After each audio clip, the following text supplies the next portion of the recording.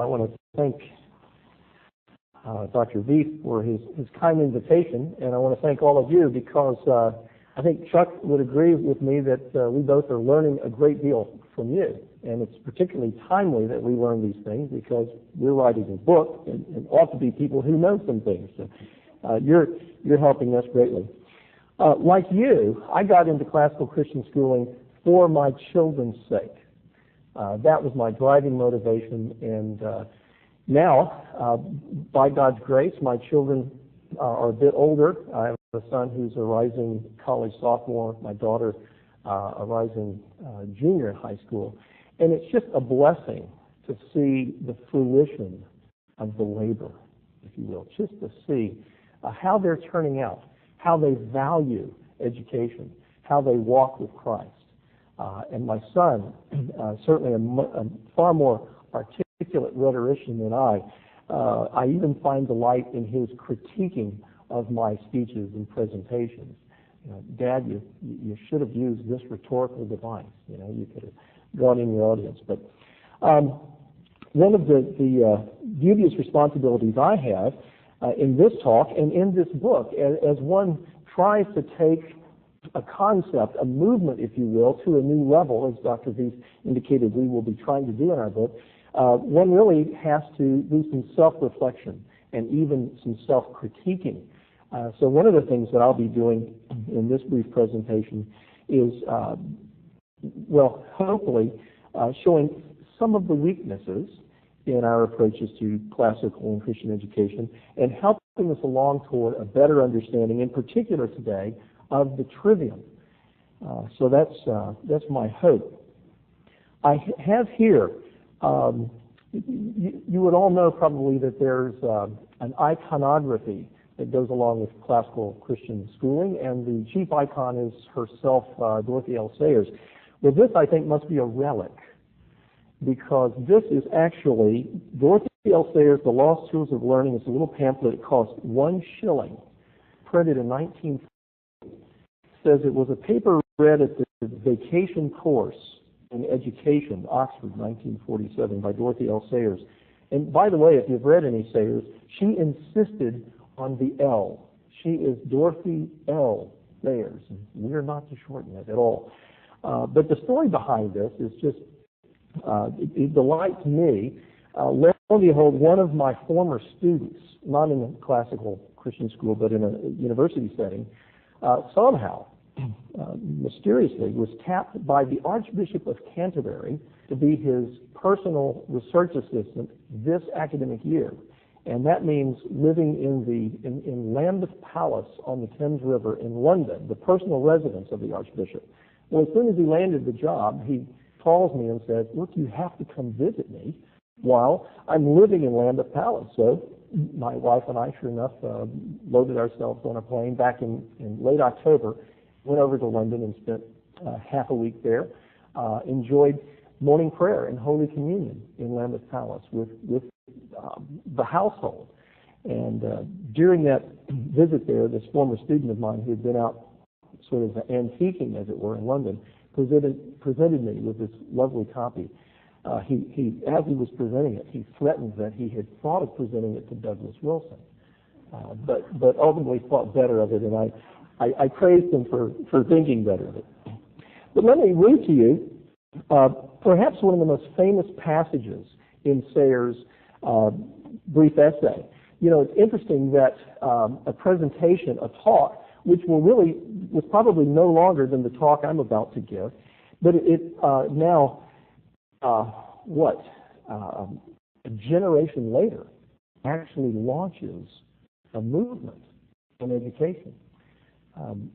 But I wonder if she ever would have had the slightest idea that her words would have this kind of effect some years from then.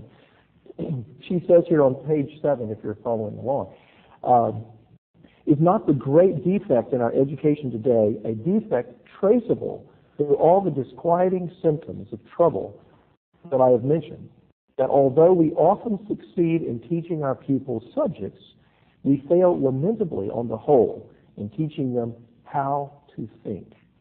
They learn everything except the art of learning, It is as though we had taught a child mechanically and by rule of thumb to play the harmonious blacksmith upon the piano, but had never taught him to scale or how to read music, so that having memorized the harmonious blacksmith, he still had not the faintest notion how to proceed from that to tackle the last rose of summer.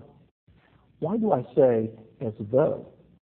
In certain of the arts and crafts, we sometimes do precisely this, requiring a child to express himself in paint before we teach him how to handle the colors and the brush. There is a school of thought which believes this to be the right way to set about the job. But observe, it is not the way in which the trained craftsman will go about to teach himself a new medium. He, having learned by experience the best way to economize labor and take the thing by the right end, will start off by doodling about on the odd piece of material in order to give himself the feel of the tool. Let us now look at the medieval scheme of education, the syllabus of the schools. It does not matter for the moment whether it was devised for small children or for older students, or how long people were supposed to take over it. What matters is the light it throws upon what men of the Middle Ages supposed to be the object and the right order of the educative process. The syllabus was divided into two parts, the Trivium and Quadrivium. The second part, the Quadrivium, consisted of subjects and need not for the moment concern us. The interesting thing for us is the composition of the Trivium, which preceded the Quadrivium and was the preliminary discipline for it. It consisted of three parts, grammar, dialectic, and rhetoric, in that order. Now, before I get into the critique, let me hasten to say that Reverend Kirshen last session preached my sermon, and the only problem is he preached it far better than I ever have done, and I thank him for it. Now, I'm not saying that he preached this message, but he preached a message that I often speak. And please understand, underlying all the comments and even the brief critique that I have to offer are all the comments that he made earlier. He really well said the rationale for all that we're doing in classical and Christian education. This, as I understand it, is Sayers' basic presentation of the Trivium. We have the grammar, the dialectic, and rhetoric, and Sayers tied them, interestingly, to three stages in, I would say, cognitive social development of a young person. And she called these three stages, for very young children, the Paul Parrot stage.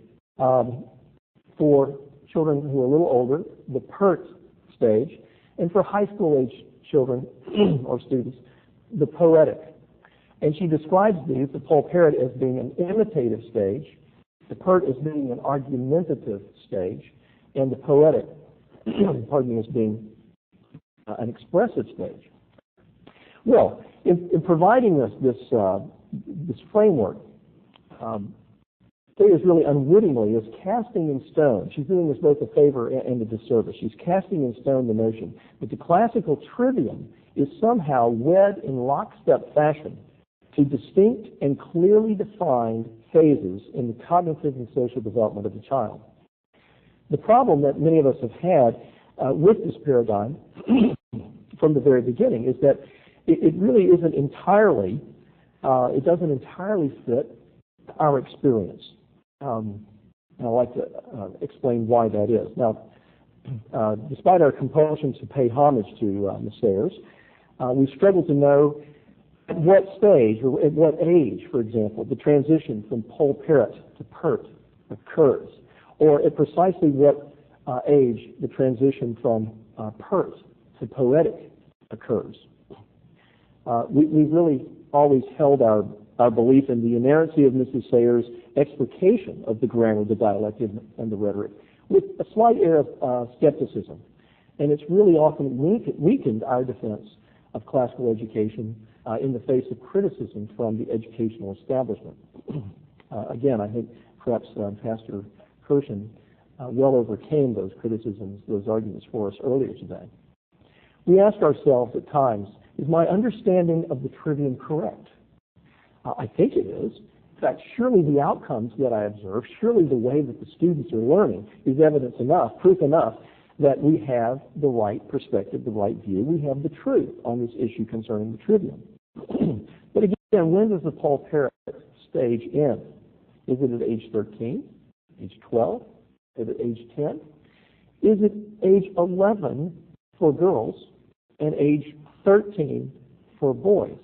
Or does it ever end at all? Haven't we often known adults who are still stuck in the Paul Parrott stage? Or is it the argumentative stage they're stuck in? But in any case, do we follow a junior high model or a middle school model?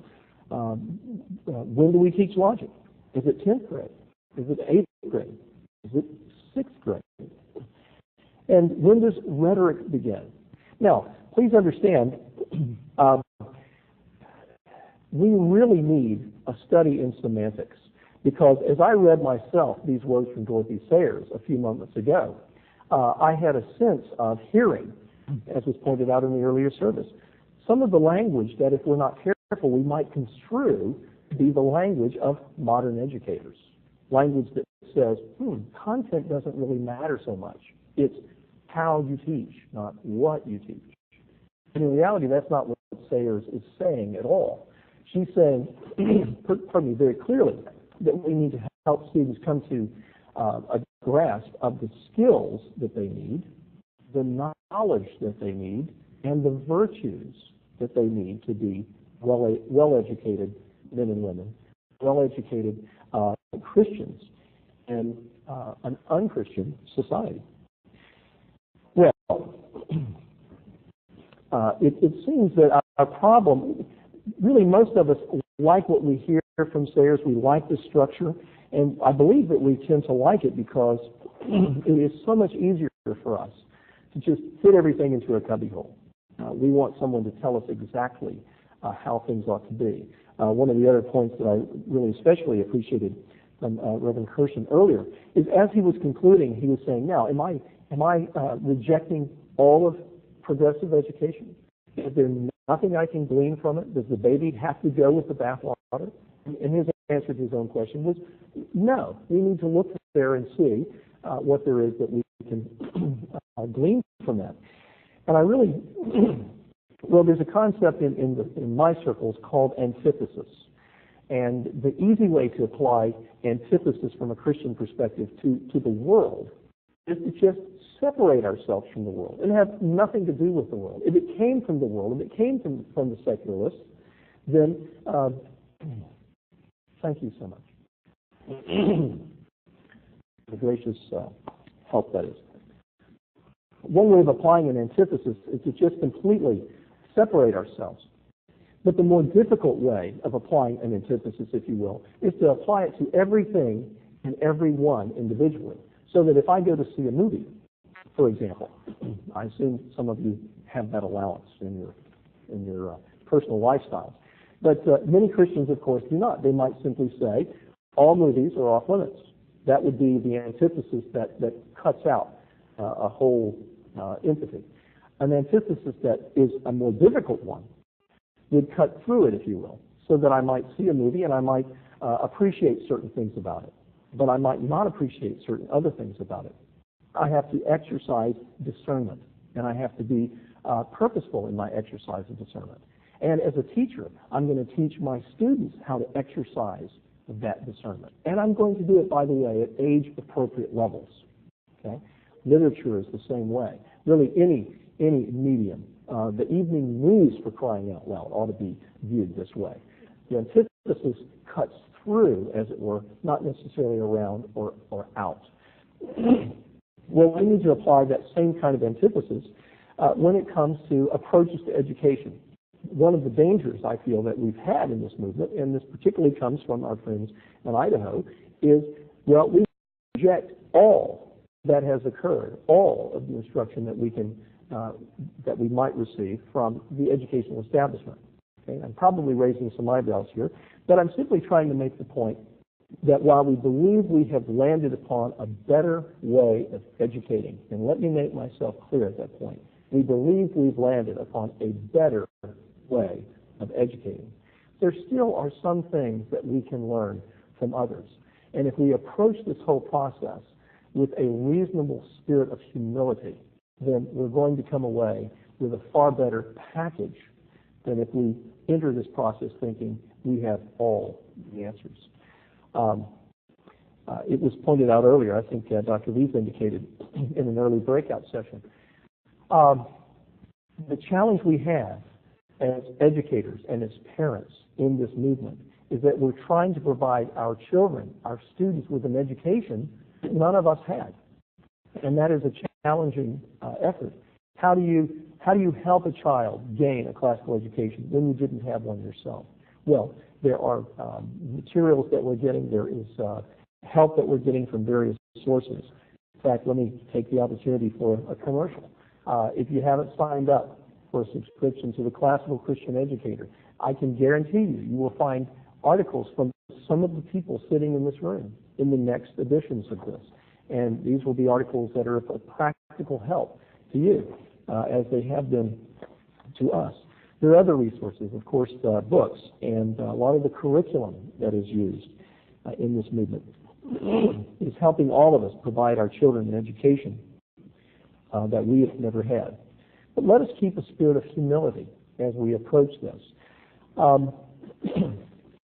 Again, the view that we've all had from the beginning, really, of how the Trivium functions might look something like this. The current view of the Trivium. If we move from youngest to older students, their cognitive development, and this really seems to be what we hear Sayers say in her essay, and we consider how much of a particular pedagogical approach we use. Is it grammar? Is it dialectic? Is it rhetoric? The typical view has been so far, well, at a certain age, we really apply roughly 100% of the grammar approach. That's to the Paul Parrott. And again, we all agree with Sayers that the young children benefit from rhythm and chant and song. They love repetition. They love motion, movement. These are all great methods to help students remember the materials, the content, and to develop the skills that we're wanting them to embrace. But as they move then to dialectic, whenever that occurs, when they move to that pert stage, that argumentative stage, we just have had sort of this view that we abruptly shift them to the dialectic approach. And we begin instructing them in the skills of logic and debate. We approach things differently, recognizing in the student that they no longer at that age appreciate the methods that we were using when they were younger. Moving then into, let's say, the senior high age group, Sayers would seem to indicate that we should shift again to the rhetoric approach. So we have sort of these lockstep stages along the way. And that really has been our view from the very beginning. Theoretically, philosophically, we've embraced this view, and yet again, our experience has been something other than that. So how can we bring our experience and the theory a little bit closer together? Let me share with you what I believe to be a clearer, more accurate presentation of what really is going on. This I'm calling the preferred view of the Trivium. And again, this is not original with me. In fact, these notions came out of some very good discussions that we had a year ago at the Eastern Consortium, the ECCCS conference down at Covenant College. Ed Veith and others were part of that discussion, Chuck Evans and I, and many others, frankly. I can't tell you exactly whom, but one of the participants in a breakout session rose and went to the whiteboard and sketched out what we were articulating really was the approach. And it was something of this sort. For the very young child, granted, the bulk of our instructional techniques will be a grammar approach. But there also is going to be that dialectic aspect, okay? The aspect of reasoning, the aspect of understanding. There also will be the rhetoric aspect for the very young child. We're going to have the young child learning principles of presentation. They'll be learning how to to speak in front of their peers, their teacher, their parent, their siblings. So they're going to be gaining these skills from the very beginning. As we shift then to the older student, and this frees us a bit, doesn't it? Because again, at what age does the child shift? Well, every child shifts at a slightly different age. And we, I admit somewhat hesitantly, at New Covenant Schools in Virginia, where I was previously, we sort of experimented with at what age we would begin logic instruction. Because we found that if we began it too early, the students just couldn't get it. They just hadn't developed mentally to that stage. It's kind of like my experience in junior high. In 8th grade, I took algebra. And I had always done very well in mathematics and ended up doing well in mathematics, making A's in calculus my senior year in high school. But in the 8th grade, I wasn't cognitively ready for algebra. So I made a C. And it really was a discouragement to me. I made a C again, I think, in the next course, whatever that was, geometry, I guess. But the point is, I hadn't developed cognitively yet. I think most of the girls in my class had, and so they did better. At the time, I attributed it to just, I don't know, being a boy.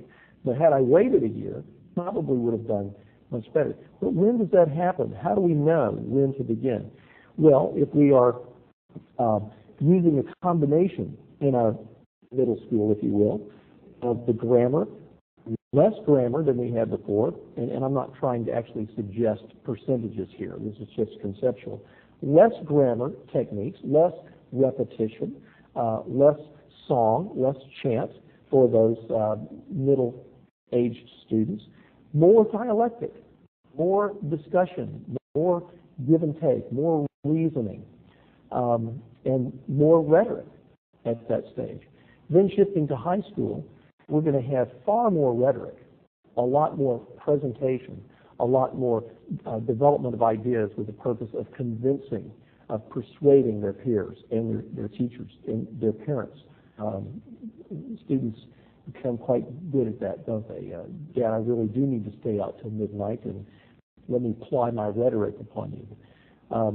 So hopefully you can see there just the different notion that we're introducing here, that it's really going to be a combination of these, and we do modify the percentages, if you will. We modify the emphasis according to the age. Okay, so there really never has been a grammar-only phase. There's never really been a dialectic-only phase in a child's cognitive development, and there's not an exclusive rhetorical phase. All the aspects are appropriate to varying degrees at different ages and different stages in the development process. Well, I've already commented that I felt it's important to note that Sayers really is right, though, that at the very young ages we do emphasize more grammar, the rhythm, the chant, the song, the repetition, the motion. But middle schoolers, as we know, really, in some regards, just hate these methods. They're embarrassed by these methods, and the high schoolers are really apathetic to them. The important thing is that we teach, well, with the grain. Okay? We use the methods, we use the portion of the trivium that is most appropriate, and a combination of the trivium that are most appropriate to the particular age of the student. Okay? So again, our purpose is to impart to our students the skills, the knowledge, and the virtues that they need to be effective servants of Jesus Christ in a lost and fallen world. Whatever their particular calling in life, they need to be equipped with these skills, this knowledge, and these virtues. And while we're at it, it's important to help our students understand that while they are students, that is their particular calling in life. They are called, their vocation now as they're learning is to be students. Students of God's Word and students of God's world, learning both from His specific revelation in the Word of God, the Holy Scriptures, and learning from His general revelation as we observe it in creation and providence.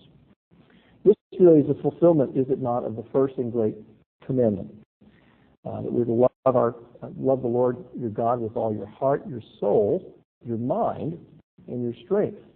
Early on in my Christian experience, I thought I was pretty good at loving God with my heart, my soul, my strength. I'm not so sure how I was loving God with my mind. But this is what we need to be helping our students to do. And then, of course, following that, the second commandment is likened to it, to love our neighbor as ourselves. The key for our students, for our kids, is that the key is to remember. These skills and knowledge and virtues must be remembered. And often I speak not in terms of memorizing so much as I speak in terms of remembering or committing to memory. At the catechism table outside, I noticed the term learn by heart. These are all wonderful expressions. They have a different connotation than does the concept of rote memorization. And I want to tread carefully here because much of what we have said about classical and Christian schooling, what we tend to say about catechizing, we often use with pride the expression rote memorization, and we receive a lot of criticism for that. I wonder if we ought to re-examine our terminology again, because is it really rote memorizing that we're doing?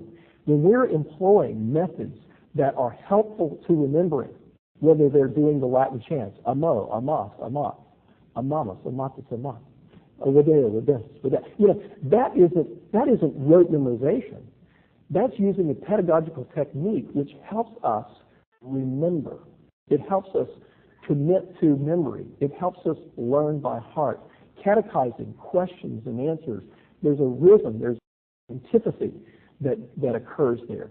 That too is not so much a rote, just sort of stuffing information into the head. In my own experience, and I'm guessing in yours, when we just sort of labor at stuffing something into our heads, we often forget it soon after it's needed. So after the test is passed, we're on to the next thing. Now, don't misunderstand me. I'm not saying that learning isn't work. It is work. In fact, as I said earlier, it's a vocation, and we're to work hard at it. We're to be disciplined at it. We're to do the hard labor of learning, and we're to do it with joy. But there are ways that we can teach, and I do mean teach. I too am opposed to the notion of facilitated discovery. I don't deny that there are things that we can discover. When a 3-year-old sticks her finger in the socket in the wall, she discovers electricity. But you don't discover principles of reading or principles of mathematics on your own. They must be taught. They must be communicated by a teacher, by a parent, to a child, to a student. Okay, so what methods might we use that are consistent with the grammar, with the dialectic, with the rhetoric, that will be teaching with the grain, that will help our students remember the skills, the knowledge, and the virtues that they need in life? We help a middle school student remember differently than we help a grammar school student. Dorothy Sayers talks about really a grammar of history. She says we ought to provide children with pegs on which they can hang their knowledge about history. And one of the things that we did as a faculty at New Covenant Schools, because we aren't British, she suggested the kings and queens of England would be good pegs, knowing the years, the dates at which the kings and queens served. Well, we went through a history of the world, and we identified just 70. It was excruciating, narrowing it to 70 events over the history of mankind. But we distilled it to 72 events, I think, with dates and hand and body motions that the students go through in a chant. And it's amazing. They start with something like Egyptians settle in the Nile River Valley, circa 4000 BC. And they move right on through the Magellan's cruise circumnavigates the globe, and just you name it. And the amazing thing there is to see in this sort of grammar of history, it's really a vocabulary of history. There's an excitement that they have. They know, my children know dates and events that I never heard of. The Code of Hammurabi, all kinds of things. And we have, of course, the history of the church interwoven with what we often consider secular history. After all, it's all God's history. He's behind it all. So it's interwoven, and it's just a wonderful place to begin. But our middle schoolers don't like that chant. They feel like fools standing up there going through all these body motions and things. And really, it's okay to be sensitive to those shifts in them. So how do we help middle school students to remember? Well, we do it through encouraging logical inquiry, civil discourse, and debate. Often students are going to remember facts. They're going to remember truths that they learn in your classroom or in your home because you've allowed them to really formulate their own argument and defend a position about an issue. So those are different ways of learning, different ways of remembering. But the important thing, whatever the level, whatever the age of the student, is that we introduce and we apply the 3 stages of the Trivium in age-appropriate ways for our students. Well, one of the things that Chuck and I have come to realize through our reading and through our discussions with others, and really through our practice, is that while Sayers says so very much about grammar and a little bit less about dialectic, she said very little about rhetoric. And yet our discovery is that rhetoric is, and this is really will be the emphasis in this book, rhetoric, we now feel, is the overarching paradigm for the entirety of classical education. Okay? Rhetoric is the overarching paradigm for the entire system of classical education. What we're wanting is our students to, we're wanting them to be equipped at the end of this educational process. Again, certain skills, certain knowledge, certain virtues. We want them to be sincere believers. We want them to be critical thinkers, persuasive speakers and writers who are well equipped to impact our culture for the cause of Christ and to, in general, be better, to be good citizens in society, to make a difference, again, for the cause of Christ. In other words, we want them to be skilled rhetoricians. We want them to possess wisdom and eloquence. We want them to be, good men and women who speak well. Okay? Now we understand that their goodness derives from their relationship with Christ, and we want to encourage, of course, that as the centerpiece, undergirding basis for all of our instruction. But we want to begin with the end in view, and we want to work our way back. If we have in view how we want our children to be educated when they are 18, 19 years old, well, what do we want to provide them when they are in 7th grade? What do we want? What skills and knowledge and virtues will we address when they're in 2nd grade? Or how about even in kindergarten?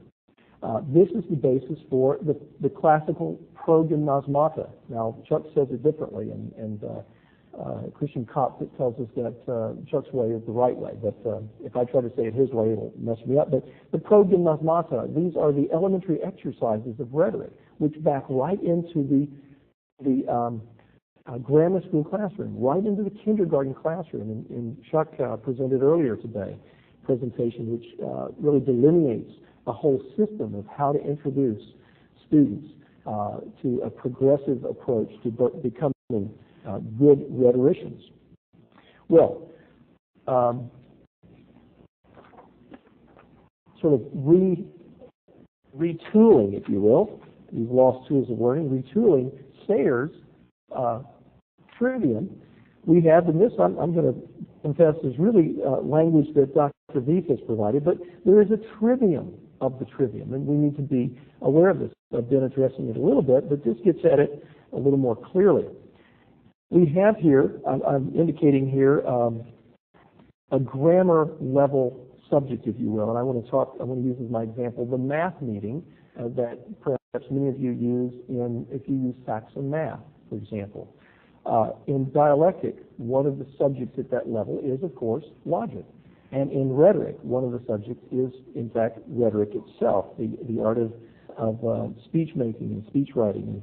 And Jim Tallman has had some really wonderful sessions on this topic. Again, we see it as the culmination of the classical and Christian education. But might we consider what are the grammar, the dialectic, and the rhetoric of these different stages? And using then the math meeting as a grammar, again, the Paul Parrott age level, what is the grammar of that instruction? Well, the math facts would be the grammar of that instruction. But what is the dialectic of the math meeting? Well, it's thinking. If you've taken children through a math meeting, or if you've observed the math meeting, the children are asked questions. They're asked to calculate, compute, and then they come to the board and do their work. Well, this is the rhetoric. They actually come up before the class and present to do the board work. How about in the instruction of logic? Is there a grammar of logic? There is. The facts, the syllogisms. What's the dialectic of logic? Well, problem solving. And finally, the rhetoric of logic is discussion and debate. There's a grammar of rhetoric. Just learning the rhetorical devices, for example, and the fact that there are three forms of rhetoric. The dialectic of rhetoric might be the construction of a speech. And finally, the rhetoric of rhetoric would be the delivery. So, as instructors, how do we make this practical? How do we bring what we purport to be doing into the classroom? Quickly and anecdotally, some years ago, I had a fourth grade teacher who expressed to me some concerns about not really knowing whether she was accomplishing in the classroom what we were wanting her to. And we really were emphasizing basic skills there: reading, writing, spelling, memory skills. And I asked her, well, why don't you take a week and list all the minutes that you spend on the various topics? And she did that for a week. And it turned out, well, as you might expect, the time spent is a solid indication of where your priorities are. And her priorities were all in the wrong places. She had a lot of time spent on history, a lot of time spent on science, very little time spent on reading, on spelling, on math. Okay? So, the way that we're going to bring what it is we say we do into the classroom is by being purposeful in writing our lesson plans and formulating our scope and sequence, by looking back to the Trivium and asking, for every level, what is the grammar of this discipline I'm teaching, this subject I'm teaching? What is the dialectic of this subject I'm teaching? What is the rhetoric of the subject I'm teaching? And how does it stem from a Christian perspective, a Christian world and life view? In your case, a Lutheran perspective, a Lutheran world and life view. If we take that tact, if we are that purposeful in our teaching and in our preparing, then the outcomes, if you will, the result will be what we intended to be from the beginning. Thank you for your kind attention.